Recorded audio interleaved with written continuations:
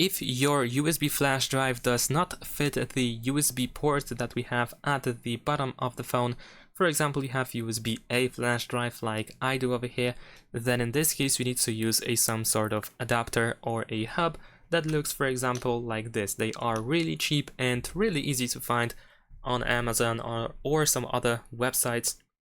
And this is how they look like, for example, right? So we have USB-A port over here, and then we can use USB-C in order to connect to the phone.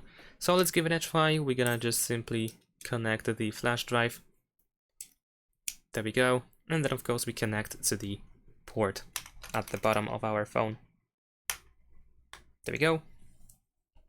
After that, you should be able to receive a notification that the USB drive is connected, and then we can open the storage.